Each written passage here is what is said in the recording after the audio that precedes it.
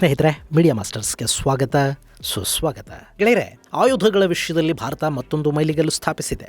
ಇಡೀ ಜಗತ್ತು ಆರ್ಟಿಲರಿ ಶೆಲ್ಲುಗಳ ಕೊರತೆಯನ್ನು ಅನುಭವಿಸ್ತಾ ಇರೋ ಸಂದರ್ಭದಲ್ಲಿ 20ರಿಂದ 40 ಕಿಲೋಮೀಟರ್ ರೇಂಜ್ನ ಶೆಲ್ಲುಗಳು ಸಿಕ್ಕರೆ ಸಾಕು ಅಂತ ಪಶ್ಚಿಮದ ಜಗತ್ತು ಹುಡುಕಾಟ ಮಾಡ್ತಾ ಇರೋ ಸಂದರ್ಭದಲ್ಲಿ ಭಾರತ ಸುಮಾರು 70 ಕಿಲೋಮೀಟರ್ಗಿಂತಲೂ ಹೆಚ್ಚು ದೂರ ಸಾಗಬಲ್ಲ, ಮ್ಯಾಕ್ಸ್ ಸ್ಪೀಡ್ ಅನ್ನು ರೀಚ್ ಆಗಬಲ್ಲ, ಜಗತ್ತಿನ ಅತ್ಯಂತ ಭಯಾನಕ ಮತ್ತು ಗೇಮ್ ಚೇಂಜರ್ ಅನ್ನಿಸಿಕೊಳ್ಳುವ ಆರ್ಟಿಲರಿ ಶೆಲ್ ಪರೀಕ್ಷೆಯನ್ನ ಯಶಸ್ವಿಯಾಗಿ ಮಾಡಿ ಮುಗಿಸಿದೆ. ಅವೀಗ ಭಾರತೀಯ ಸೇನೆಯನ್ನ ಸೇರುವ ತವಕದಲ್ಲಿರೋ ಹಾಗೆ ಕಾಣ್ತಾ ಇವೆ. ಹಾಗಾದ್ರೆ ಯಾವುದು ಭಾರತದ ಆ ವಿಶೇಷ ಆರ್ಟಿಲರಿ ಶೆಲ್? ಏನದರ ಶಕ್ತಿ ಸಾಮರ್ಥ್ಯ? ಇದು ಹೇಗೆ ಭಾರತವನ್ನ ಇಂಥ ಶೆಲ್ ಬಳಕೆಯ ಮೊದಲ ದೇಶವನ್ನಾಗಿ ನಿಲ್ಲಿಸುತ್ತೆ? ಬನ್ನಿ ನೋಡೋಣ. ನಿಮಗೊಂದು ಸಣ್ಣ ಮಾಹಿತಿಯನ್ನು ಕೊಡೋದಿದೆ. ನೀವು ಅಯೋಧ್ಯೆಗೋ ಕಾಶಿಗೋ ಹೋಗಬೇಕು ಅಂದ್ಕೊಂಡಿದ್ರೆ ಇನ್ನು ಮುಂದೆ ಹೆಚ್ಚು ಯೋಚನೆ ಮಾಡಬೇಕಿಲ್ಲ. ನಿಮ್ಮನ್ನ ಸುರಕ್ಷಿತವಾಗಿ ಕರ್ಕೊಂಡು ಹೋಗಿ ನಿಮಗಲ್ಲಿ ದರ್ಶನ ಮಾಡಿಸಿ ಕರ್ಕೊಂಡು ಬರೋ ಕೆಲಸವನ್ನ ಸೆವೆನ್ ಸ್ಯಾಂಡ್ ಟೂರಿಸಂ ಕಂಪನಿ ಮಾಡ್ತಾ ಇದೆ. ಇದೇ ಫೆಬ್ರವರಿ 17ನೇ ತಾರೀಕು ಅವರೊಂದು ಟೂರ್ ಪ್ಯಾಕೇಜ್ ಅನ್ನು ಮಾಡಿದ್ದಾರೆ. ಕಾಶಿ, ಅಯೋಧ್ಯೆ, ತ್ರಿವೇಣಿ ಸಂಗಮ, ಗಯಾ, ಬೋಧ್ ಗಯಾ ಮುಂತಾದ ಧಾರ್ಮಿಕ ಕ್ಷೇತ್ರಗಳ ದರ್ಶನವನ್ನು ನಿಮಗೆ ಮಾಡಿಸ್ತಾರೆ. ಆ ಪ್ರವಾಸದ ಪ್ಯಾಕೇಜ್ಗೆ ಅವರು 39,500 ರೂಪಾಯಿಯಷ್ಟು ಹಣವನ್ನು ತಗೋತಾರೆ. ನಿಮ್ಮನ್ನು ಫ್ಲೈಟಲ್ಲಿ ಕರ್ಕೊಂಡು ಹೋಗಿ ಫ್ಲೈಟಲ್ಲೇ ಕರ್ಕೊಂಡು ಬರ್ತಾರೆ. 3 ಸ್ಟಾರ್ ಹೋಟೆಲಲ್ಲಿ ವಸತಿ ವ್ಯವಸ್ಥೆ, ದೇವರ ದರ್ಶನ, ಅತ್ಯುತ್ತಮ ಊಟದ ವ್ಯವಸ್ಥೆ, AC transport, boating, auto charge ಎಲ್ಲವನ್ನು ಸಂಸ್ಥೆನೇ ನೋಡ್ಕೊಳ್ಳುತ್ತೆ. ನಿಮ್ಮ ಜೊತೆ ಎಲ್ಲ ಕಡೆನೂ ಟೂರ್ ಮ್ಯಾನೇಜರ್ಗಳು ಇರ್ತಾರೆ. ಹಿರಿಯ ನಾಗರಿಕರ ಬಗ್ಗೆ ವಿಶೇಷ ಕಾಳಜಿಯನ್ನು ವಹಿಸಲಾಗುತ್ತೆ. ನೆನಪಿಡಿ, ಇದೇ ಫೆಬ್ರವರಿ 17ನೇ ತಾರೀಕು ಕಾಶಿ ಅಯೋಧ್ಯ ಯಾತ್ರೆ. ನಿಮ್ಮಲ್ಲಿ ಯಾರಿಗಾದರೂ ಆಸಕ್ತಿ ಇದ್ದರೆ 7028483666 7022848666 ನಂಬರಿಗೆ ಕರೆ ಮಾಡಿ ನಿಮ್ಮ ಬುಕ್ಕಿಂಗನ್ನು ಕನ್ಫರ್ಮ್ ಮಾಡ್ಕೊಳ್ಳಿ.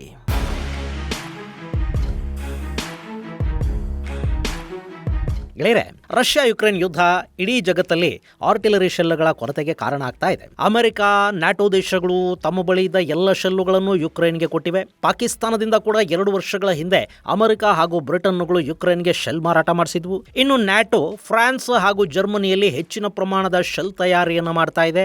ಇಂಥ ಸಂದರ್ಭದಲ್ಲೇ ಭಾರತ ಒಂದು ಗೇಮ್ ಚೇಂಜರ್ ಥರದ 155 mm ಆರ್ಟಿಲರಿ ಶೆಲ್ ಪರೀಕ್ಷೆ ಮಾಡಿದೆ. ಅದು ಸಾಮಾನ್ಯ ಶೆಲ್ ಅಲ್ಲ, ಅದಕ್ಕೆ ರಾಮ್ಜೆಟ್ ಇಂಜನ್ ಅನ್ನು ಅಳವಡಿಸಿದ್ದಾರೆ. ಹೀಗಾಗಿ ಅದರ ಸ್ಪೀಡ್ ಮತ್ತು ರೇಂಜ್ ಎರಡೂ ಕೂಡ ಗಣನೀಯವಾಗಿ ಹೆಚ್ಚಾಗ್ತಾ ಇವೆ. ಗೆಳೆಯರೆ, ಆರ್ಟಿಲರಿ ಶೆಲ್ಲುಗಳು ರಾಕೆಟ್ ಅಥವಾ ಮಿಸೈಲ್ಗಳಲ್ಲ. ಅವು ATAGS ಅಂದರೆ advanced toad artillery gun system ಅಥವಾ ಹವಿಟ್ಜರ್ಗಳ ಮೂಲಕ ಫೈರ್ ಆಗತ್ವೆ. ಅದರಲ್ಲಿ ಇಲ್ಲಿವರೆಗೆ 2 ರೀತಿಯ ಶೆಲ್ಗಳಿದ್ವು. ಒಂದು ಸಾಮಾನ್ಯ ಶೆಲ್ಲು, ಅದರಲ್ಲಿ ಯಾವ ಎಲೆಕ್ಟ್ರಾನಿಕ್ಸ್, GPS ನ್ಯಾವಿಗೇಷನ್ ಥರದ್ದೇನು ಇರೋದಿಲ್ಲ.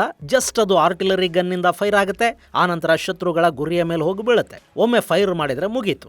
ಇನ್ನು ಎರಡನೆಯದು ನ್ಯಾವಿಗೇಷನ್ GPS ಸಿಸ್ಟಮ್ ಅಳವಡಿಕೆ ಆಗಿರುವ ಶೆಲ್. ಇದರಲ್ಲಿ ಪ್ರಿಸಿಷನ್ ಗೈಡೆನ್ಸ್ ಕಿಟ್ ಅನ್ನ ಅಳವಡಿಸಲಾಗುತ್ತೆ. ಈ ಶೆಲ್ಲುಗಳು ತಮ್ಮ ನಿರ್ದಿಷ್ಟ ಗುರಿಯನ್ನ ಹುಡುಕೊಂಡು ಹೋಗಿ ಅಲ್ಲಿ ನಿಖರವಾಗಿ ಅಂದ್ರೆ ಸುಮಾರು 10ರಿಂದ 30 ಮೀಟರ್ ರೇಡಿಯಸ್ CEP ಅಂದ್ರೆ ಸರ್ಕ್ಯುಲರ್ ಎರರ್ ಪ್ರಾಬಬಲ್ ಅನ್ನ ಹೊಂದಿರತ್ವೆ. ಸಿಂಪಲ್ ಆಗಿ ಹೇಳಬೇಕು ಅಂದ್ರೆ ಅಸೈನ್ಡ್ ಟಾರ್ಗೆಟ್ ಏನಿರುತ್ತೆ ಅದರ ಮೇಲೆ ಅಥವಾ ಅದರ ಸುತ್ತ ಸುಮಾರು 10ರಿಂದ 30 ಮೀಟರ್ಗಳ ಅಂತರದಲ್ಲಿ ಈ ಶೆಲ್ಲುಗಳು ಅಪ್ಪಳಿಸತ್ವೆ. ಸಾಮಾನ್ಯವಾಗಿ ಶತ್ರುಗಳ ಸೇನಾ ನಿಯೋಜನೆಗಳು, ಆರ್ಟಿಲರಿ ಗನ್ನುಗಳು, ಟ್ಯಾಂಕುಗಳು, ಬಂಕರುಗಳು ಇಂಥವುಗಳ ಮೇಲೆ ದಾಳಿ ಮಾಡೋದಕ್ಕೆ ಈ ಆರ್ಟಿಲರಿ ಶೆಲ್ಗಳನ್ನು ಬಳಸ್ತಾರೆ.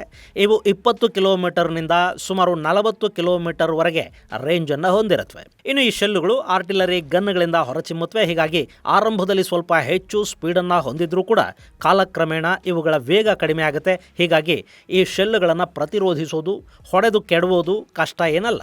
ಆರ್ಟಿಲರಿ ಲೊಕೇಟಿಂಗ್ ರಡಾರ್ಗಳು ಇವುಗಳನ್ನು ಸುಲಭವಾಗಿ ಪತ್ತೆ ಮಾಡುತ್ತವೆ. ಇವುಗಳ ದೇಹ ಲೋಹದಿಂದ ನಿರ್ಮಾಣ ಆಗಿರುತ್ತೆ. ಹೀಗಾಗಿ ರಡಾರ್ ಸಿಗ್ನಲ್ಗಳು ಇವುಗಳನ್ನು ತಾಕಿದ ನಂತರ ರಿಫ್ಲೆಕ್ಟ್ ಆಗುತ್ತವೆ. ಆ ಸಿಗ್ನಲ್ ಆಧಾರದ ಮೇಲೆ ಆರ್ಟಿಲರಿ ಶೆಲ್ ಎಲ್ಲಿದೆ, ಎಷ್ಟು ವೇಗದಿಂದ ಬರ್ತಾ ಇದೆ, ಗಾಳಿಯ ವೇಗ ಎಷ್ಟು, ಗ್ರಾವಿಟಿ, ಏರ್ ರೆಸಿಸ್ಟೆನ್ಸ್ ಇದೆಲ್ಲವನ್ನು ಲೆಕ್ಕ ಹಾಕಿ ಅದು ಎಲ್ಲಿವರೆಗೆ ಬರುತ್ತೆ, ಯಾವಾಗ ಬರುತ್ತೆ ಅನ್ನೋದನ್ನು ಕೂಡ ರಡಾರ್ಗಳು ಪತ್ತೆ ಮಾಡುತ್ತವೆ. ಆ ನಂತರ quick reaction surface to air missile ಅಥವಾ ಫ್ರಾಗ್ಮೆಂಟೇಷನ್ ಶೆಲ್ಗಳನ್ನು ಬಳಸಿ ಇವುಗಳನ್ನು ಮಾರ್ಗ ಮಧ್ಯದಲ್ಲಿ ನ್ಯೂಟ್ರಲೈಸ್ ಮಾಡೋದು ಕೂಡ ಸಾಧ್ಯ ಆಗುತ್ತೆ. ಗೆಳೆಯರೆ, ಯುದ್ಧಗಳು ಶುರುವಾದಾಗ ವಿಪರೀತ ಪ್ರಮಾಣದ ಶೆಲ್ಲುಗಳು ಖರ್ಚಾಗತ್ವೆ. ಈಗ ರಷ್ಯಾ ಯುಕ್ರೇನ್ ಯುದ್ಧದ ಕಾರಣಕ್ಕೆ ಜಗತ್ತು ಶೆಲ್ ಶಾರ್ಟೇಜ್ ಅನ್ನು ನೋಡ್ತಾ ಇದೆ. ಇಂಥ ಸಂದರ್ಭದಲ್ಲೇ ಭಾರತ ಒಂದು ಅದ್ಭುತ ಸಾಧನೆಯನ್ನು ಮಾಡಿರುವುದು. ಈಗ ಭಾರತ ಪರೀಕ್ಷೆ ಮಾಡಿರೋ ಶೆಲ್ಲು 40 ಅಲ್ಲ, ಬದಲಿಗೆ 70 ಕಿಲೋಮೀಟರ್ಗಿಂತಲೂ ಹೆಚ್ಚು ದೂರ ಹೋಗುತ್ತೆ. ಹಾಗೆ ಇದರ ಮತ್ತೊಂದು ವಿಶೇಷ ಅಂದರೆ ಈ ಶೆಲ್ಗಳನ್ನು ರಡಾರ್ಗಳು ಪತ್ತೆ ಮಾಡಿದರೂ ಕೂಡ ನ್ಯೂಟ್ರಲೈಸ್ ಮಾಡೋದು ತುಂಬ ಕಷ್ಟ ಆಗುತ್ತೆ. ಯಾಕೆಂದರೆ ಇದರ ವೇಗ ಸಾಮಾನ್ಯ ಶೆಲ್ಗಿಂತಲೂ ಹೆಚ್ಚಿರುತ್ತೆ. ಇದು ಹೆಚ್ಚು ನಿಖರತೆಯನ್ನು ಕೂಡ ಹೊಂದಿರುತ್ತೆ. ಇದರಲ್ಲಿ ಮಿಸೈಲ್ಗಳಲ್ಲಿ ಬಳಸುವ ಹಾಗೆ ರಾಮ್ಜೆಟ್ ಇಂಜಿನನ್ನು ಭಾರತ ಬಳಕೆ ಮಾಡ್ತಾ ಇದೆ.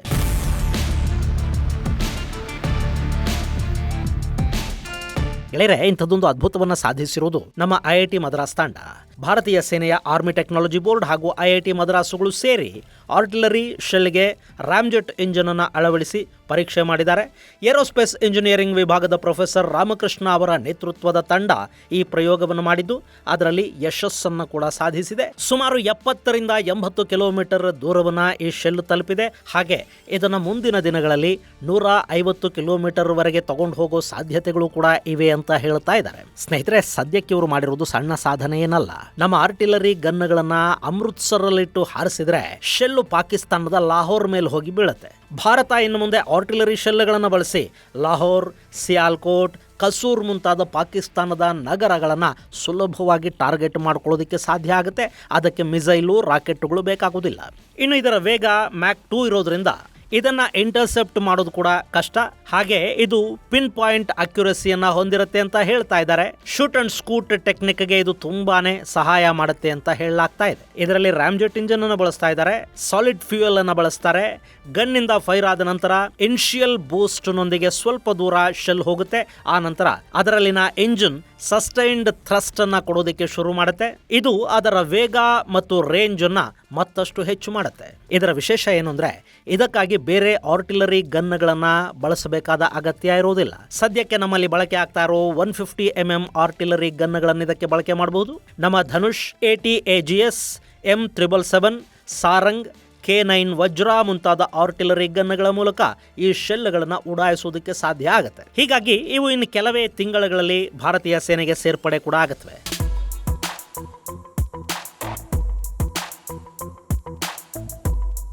ಇನ್ನು ಇಂಥ ವಿಶೇಷ ಶೆಲ್ಗಳನ್ನು ಭಾರತ ಬಿಟ್ಟು ಬೇರೆ ಯಾರು ತಯಾರು ಮಾಡಿಲ್ವಾ? ಗೆಳೆಯರೆ, ಶೆಲ್ಗಳ ಸಾಮರ್ಥ್ಯವನ್ನು ಹೆಚ್ಚು ಮಾಡೋ ಪ್ರಯತ್ನವನ್ನು ಸಾಕಷ್ಟು ದೇಶಗಳು ಮಾಡ್ತಲೇ ಇವೆ. ಆ ಬಗ್ಗೆ ಪ್ರಯೋಗಗಳು ಕೂಡ ನಡೀತಾ ಇವೆ. ಯುದ್ಧಗಳ ಸಂದರ್ಭದಲ್ಲಿ ಆರ್ಟಿಲರಿ ಶೆಲ್ಗಳು ತುಂಬಾನೇ ಮಹತ್ವ ಪಡ್ಕೊಳ್ಳುತ್ತವೆ. ಪ್ರತಿ ಬಾರಿ ಮಿಸೈಲ್ಗಳನ್ನು ಬಳಕೆ ಮಾಡ್ತಾ ಹೋದ್ರೆ ಕೋಟ್ಯಂತರ ರೂಪಾಯಿ ಖರ್ಚಾಗುತ್ತೆ. ಇನ್ನು ಡ್ರೋನ್ ಶಕ್ತಿ ಕೂಡ ತುಂಬಾ ಸೀಮಿತವಾಗಿರುತ್ತೆ. ಅವು ಡೀಪ್ ಸ್ಟ್ರೈಕ್ ಮಾಡಬಹುದು. ಆದ್ರೆ ಬ್ಯಾಟರಿ, ಪೇಲೋಡ್, ದಾಳಿಯ ತೀವ್ರತೆ ಈ ವಿಷಯದಲ್ಲಿ ಡ್ರೋನ್ ಅನ್ನೋದು ತುಂಬಾ ಪ್ರಭಾವಶಾಲಿ ಅಂತ ಅನ್ನಿಸ್ಕೊಳ್ಳೋದಿಲ್ಲ. ಇನ್ನು ಎಲೆಕ್ಟ್ರಾನಿಕ್ ವಾರ್ಫೇರ್ನ ಕಾರಣಕ್ಕೆ ಡ್ರೋನ್ಗಳನ್ನು ಹೊಡೆದು ಕೆಡಬಹುದು, ಡೈವರ್ಟ್ ಮಾಡೋದು, ಸಾಫ್ಟ್ ಕಿಲ್ಲಿಂಗ್ ಇದೆಲ್ಲ ಕೂಡ ಸುಲಭವಾಗಿ ಮಾಡೋದಕ್ಕೆ ಸಾಧ್ಯ ಆಗುತ್ತೆ. ಆದರೆ ಶೆಲ್ಗಳು ಹಾಗಲ್ಲ. ಅದರ ದಾಳಿ ತೀವ್ರವಾಗಿರುತ್ತೆ. ಸುಮಾರು 40 kgಯವರೆಗೆ ಸ್ಫೋಟಕಗಳನ್ನು ಇವು ಹೊತ್ತೊಯ್ಯುತ್ತವೆ. ಶೆಲ್ಗಳ ಬೆಲೆ ಕಡಿಮೆ ಮತ್ತು ನಿರಂತರವಾಗಿ ಫೈರ್ ಮಾಡೋದಕ್ಕೆ ಸಾಧ್ಯ ಆಗೋದ್ರಿಂದ ಇದು ಯುದ್ಧ ರಂಗದಲ್ಲಿ ತುಂಬಾನೇ ಶಕ್ತಿಶಾಲಿ ಆಯುಧ ಅನ್ನಿಸ್ಕೊಳ್ತಾ ಹೋಗುತ್ತೆ. ಇನ್ನು ಇವುಗಳ ಖರ್ಚು ಕೂಡ ತುಂಬಾನೇ ಕಡಿಮೆ. ಹೀಗಾಗಿ ಶೆಲ್ಗಳನ್ನು ಮತ್ತಷ್ಟು ಅಭಿವೃದ್ಧಿಪಡಿಸೋ ಪ್ರಯತ್ನವನ್ನು ನಾರ್ವೆ, ಟರ್ಕಿ, ಪೋಲೆಂಡ್ ಮುಂತಾದ ದೇಶಗಳು ಮಾಡ್ತಲೇ ಇವೆ. ನಾರ್ವೆಯ ನ್ಯಾಮೋ ಕಂಪನಿ ಈ ವಿಷಯದಲ್ಲಿ ಸ್ವಲ್ಪ ಪ್ರಗತಿಯನ್ನು ಕಾಣ್ತಾ ಇದೆ. ಅವರು 150 ಕಿಲೋಮೀಟರ್ ರೇಂಜ್ನ ಶೆಲ್ ಪರೀಕ್ಷೆ ಮಾಡ್ತಾ ಇದ್ದಾರೆ. ಇನ್ನು ಟರ್ಕಿ ಕಳೆದ ವರ್ಷ ರಾಮ್ಜೆಟ್ ಪವರ್ಡ್ ಶೆಲ್ ಡಿಸ್ಪ್ಲೇ ಮಾಡ್ತು, ಆದರೆ ಅದಿನ್ನೂ ತಯಾರಿಯ ಹಂತವನ್ನು ತಲುಪಿಲ್ಲ. ಇನ್ನು ಪೋಲ್ಯಾಂಡ್ ಸ್ವದೇಶಿ ಎಕ್ಸ್ಟೆಂಡೆಡ್ ರೇಂಜ್ನ 155 mm ಟೆಸ್ಟ್ ಮಾಡ್ತಾ ಇದೆ. ಹಾಗೆ ಚೈನಾ, ಅಮೆರಿಕ ಹಾಗೂ ರಷ್ಯಾಗಳು ಕೂಡ ಇದೇ ರೀತಿಯ ಶೆಲ್ಗಳ ತಯಾರಿಯ ಪ್ರಯತ್ನದಲ್ಲಿವೆ. ಆದರೆ ಭಾರತ ಈ ಶೆಲ್ಗಳನ್ನು ಸೇನೆಗೆ ಸೇರ್ಪಡೆ ಮಾಡಿಕೊಳ್ಳೋ ಹಂತವನ್ನು ತಲುಪೋ ಮೂಲಕ ರಾಮ್ಜೆಟ್ ಬಳಸ್ತಾ ಇರೋ ಜಗತ್ತಿನ ಮೊದಲ ದೇಶ ಅನ್ನೋ ಹೆಗ್ಗಳಿಕೆಗೆ ಪಾತ್ರ ಆಗ್ತಾ ಇದೆ. ಇನ್ನು ಇದರ ಬೆಲೆ 155 mm ನಾರ್ಮಲ್ ಶೆಲ್ ಬೆಲೆ $1,000-3,000 ಅಂದರೆ $90,000ದಿಂದ $2.25 ಲಕ್ಷದವರೆಗೆ ಆಗುತ್ತೆ. ಇನ್ನು ಈಗ ರಷ್ಯಾ ಯುಕ್ರೇನ್ ಯುದ್ಧದ ಕಾರಣಕ್ಕೆ ಡಿಮ್ಯಾಂಡ್ ಹೆಚ್ಚಿರೋದ್ರಿಂದ ಸ್ವಲ್ಪ ಬೆಲೆ ಕೂಡ ಹೆಚ್ಚಾಗಿದೆ. ಸಾಮಾನ್ಯವಾಗಿ ಇದರ ಬೆಲೆ 2 ಲಕ್ಷದ ಒಳಗೆ ಇರುತ್ತೆ. ಇನ್ನು ಈಗ ಪರೀಕ್ಷೆ ಮಾಡಿರೋ ಶೆಲ್ಲಲ್ಲಿ ರಾಮ್ಜೆಟ್ ಇಂಜಿನ್ ಅನ್ನು ಜೋಡಿಸಿರೋದ್ರಿಂದ ಇದರ ಬೆಲೆ 25ರಿಂದ 28 ಲಕ್ಷ ರೂಪಾಯಿಗಳವರೆಗೆ ಆಗಬಹುದು. ಇದು ಸಣ್ಣ ಸೈಜಿನ ರಾಕೆಟ್ ಬೆಲೆಗಿಂತ ಕಡಿಮೆ ಆಗುತ್ತೆ ಅಂತ ಹೇಳ್ತಾ ಇದ್ದಾರೆ. ಡೀಪ್ ಸ್ಟ್ರೈಕ್ಗೆ ಇದು ತುಂಬಾ ಅನುಕೂಲ ಆಗುತ್ತೆ. ಈ ಆರ್ಟಿಲರಿ ಶೆಲ್ಲುಗಳು 2026ರ ಮಧ್ಯಭಾಗದ ವೇಳೆಗೆ ಸೇನೆಗೆ ಸೇರ್ಪಡೆ ಆಗುತ್ತವೆ. ಪಾಕಿಸ್ತಾನ ಮತ್ತು ಚೈನಾ ಎರಡೂ ದೇಶಗಳ ವಿರುದ್ಧ ಇವುಗಳ ಬಳಕೆ ಕೂಡ ಆಗುತ್ತೆ. ಮುಂದಿನ ದಿನಗಳಲ್ಲಿ ಮಿತ್ರ ದೇಶಗಳಿಗೆ ಭಾರತ ಈ ಶೆಲ್ಗಳನ್ನು ಮಾರಾಟ ಮಾಡೋದಕ್ಕೆ ಕೂಡ ಸಾಧ್ಯ ಆಗುತ್ತೆ. ಇದರ ಜೊತೆ ಭಾರತ ಸಬ್ಮರಿನ್ ಮೂಲಕ ಲಾಂಚ್ ಮಾಡಬಹುದಾದ K4 ಮಿಸೈಲ್ ಪರೀಕ್ಷೆಯನ್ನು ಯಶಸ್ವಿಯಾಗಿ ಮಾಡಿದೆ. ಈಗ K5 ಮತ್ತು K6 ಪರೀಕ್ಷೆಗೆ ಭಾರತ ಸಿದ್ಧ ಆಗ್ತಾ ಇದೆ. ಇಲ್ಲಿ K5 5ರಿಂದ 6,000 ಕಿಲೋಮೀಟರ್ ರೇಂಜನ್ನು ಹೊಂದಿದ್ರೆ K6 8ರಿಂದ 10,000 ಕಿಲೋಮೀಟರ್ ರೇಂಜನ್ನು ಹೊಂದಿರುತ್ತೆ ಮತ್ತು ಮ್ಯಾಕ್ 8 ಸ್ಪೀಡನ್ನು ಇದು ಹೊಂದಿರುತ್ತೆ. ಈ ಎರಡೂ ಕೂಡ ಚೈನಾನ ಟಾರ್ಗೆಟ್ ಮಾಡಿಕೊಂಡು ಭಾರತದ ನ್ಯೂಕ್ಲಿಯರ್ ಟ್ರಯಾಡ್ ಶಕ್ತಿಯನ್ನು ಹೆಚ್ಚು ಮಾಡುವ ನಿಟ್ಟಲ್ಲಿ ದೊಡ್ಡ ಕೊಡುಗೆಯನ್ನು ಕೊಡುತ್ತವೆ. ಹಾಗೆ ನೀಲಿ ಸಾಗರಗಳಲ್ಲಿ ಭಾರತದ ನೌಕಾ ಶಕ್ತಿಯನ್ನು, ಡೆಟರೆನ್ಸ್ ಶಕ್ತಿಯನ್ನು ಇವು ಹೆಚ್ಚು ಮಾಡುತ್ತವೆ. ಇದು ಗೆಳೆಯರೆ ಭಾರತದ ಹೆಚ್ಚಾಗ್ತಾ ಇರೋ ಆಯುಧ ಶಕ್ತಿಯ ಕುರಿತಾದ ಒಂದಷ್ಟು ಮಾಹಿತಿ. ಮುಂದಿನ ಸಂಚಿಕೆಯಲ್ಲಿ ಮತ್ತಷ್ಟು ವಿಶೇಷಗಳ ಜೊತೆ ಮತ್ತೆ ಭೇಟಿಯಾಗೋಣ. ಅಲ್ಲಿವರೆಗೆ ಜೈ ಹಿಂದ್, ಜೈ ಕರ್ನಾಟಕ.